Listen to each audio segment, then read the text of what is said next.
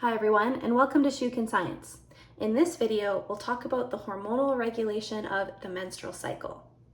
Now, for most women, the menstrual cycle lasts approximately 28 days in length.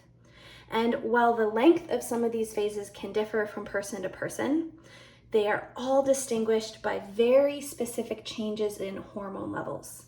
So beginning with the flow phase. This is probably the phase that most people are familiar with, because it has the only distinguishable characteristic externally. And that is, of course, the shedding of the endometrial lining.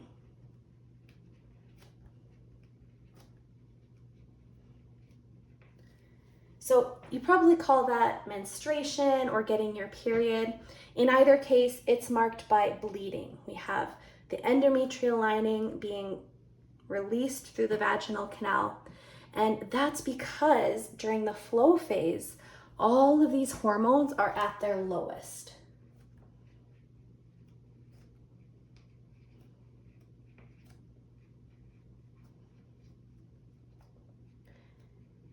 Eventually, these hormones will start to increase throughout the rest of the cycle, and that's what causes the endometrial lining to thicken once again.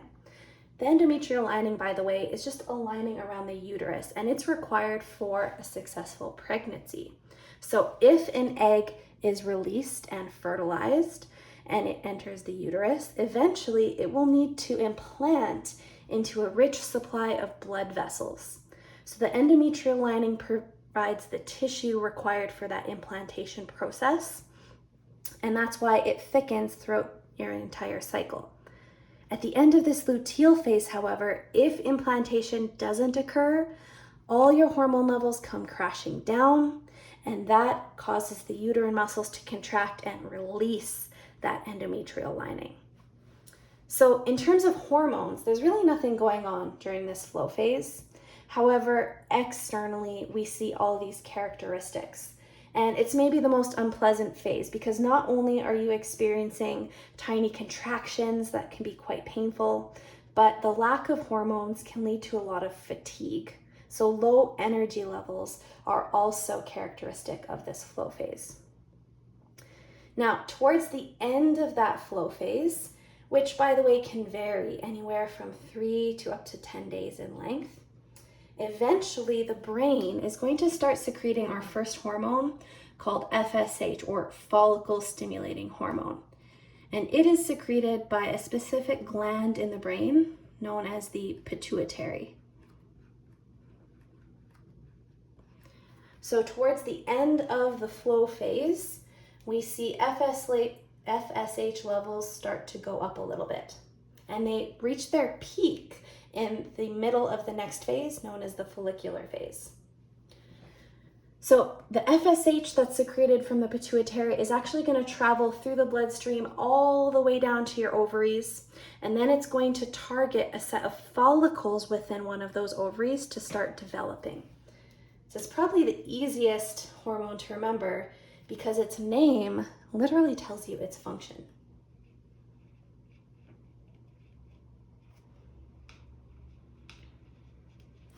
Now, a follicle is just a structure in the ovaries that contains an immature egg. So as a follicle develops due to FSH, an egg inside of that follicle is going to start to mature.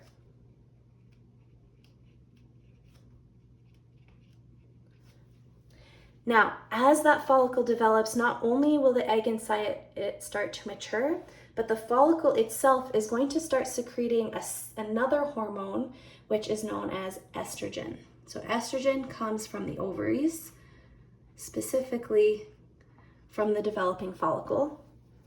And so that's why towards the middle of the follicular phase, as FSH levels reach their peak, we start to see estrogen levels go up. And estrogen does a lot of different things in the body. At the beginning of puberty, when estrogen is secreted, it's responsible for the development of secondary sex characteristics. So that's probably where you start to notice changes in your body, like the development of breast tissue. However, estrogen does a lot of even more important things that help to regulate the rest of the menstrual cycle.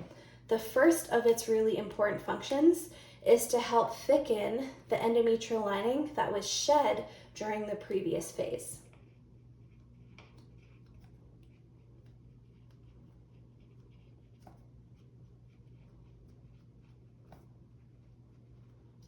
So as estrogen levels go up, the endometrial lining begins to thicken once again, so that if eventually during this luteal phase an fertilized egg does make its way into the uterus, it can implant into the uterine wall. Estrogen, as soon as those levels get nice and high, they're also going to tell the brain to stop making FSH. Since FSH has already done its job, it's no longer necessary. So as estrogen levels reach their peak, then FSH will go down. And then lastly, estrogen also tells the brain, again, the pituitary gland in the brain, to start secreting a second hormone called LH, or luteinizing hormone.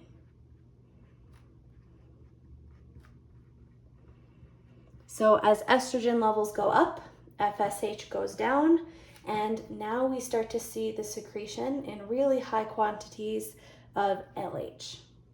Now, LH is an important hormone for a successful pregnancy because it's responsible for ovulation. So LH will actually cause this follicle to burst and release the mature egg. The egg will then leave the ovary and enter the fallopian tube, where it could potentially meet a sperm. So obviously, the main characteristic of ovulation is the release of that mature egg.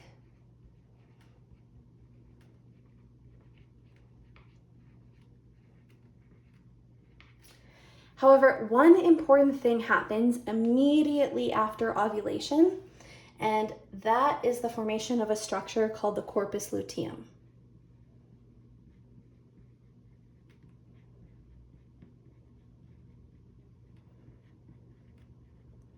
Now, the corpus luteum will secrete some additional hormones that will maintain the rest of the menstrual cycle to help prepare for implantation.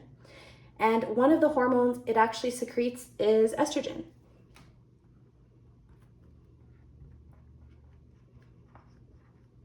So remember, estrogen was originally coming from the follicle during this follicular phase. However, eventually the follicle bursts open and releases the egg.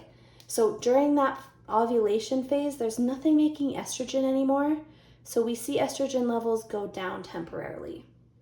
But then that follicle will turn into the corpus luteum, which then starts re-secreting estrogen. So estrogen levels then stay high for the remainder of the cycle. And that's really important because, again, estrogen is going to maintain the endometrial lining for pregnancy.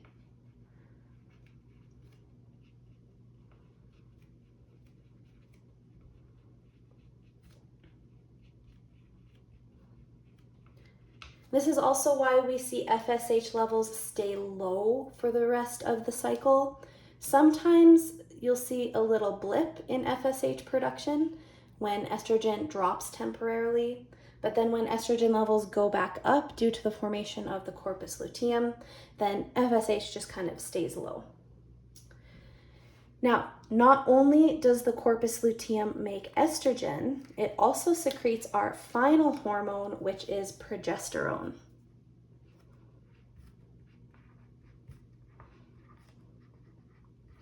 So once the follicle bursts and it turns into the corpus luteum, then we see progesterone levels go up.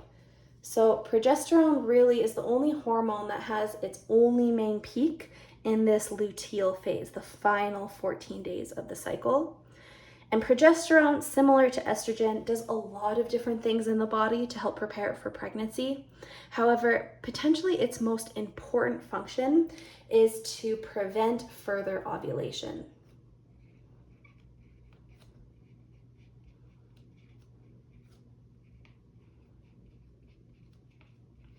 And it does that by suppressing LH. So as progesterone levels go up, the pituitary gland in the brain senses that and stops making LH. So then LH levels go down and they stay low, just like FSH, for the remainder of the cycle.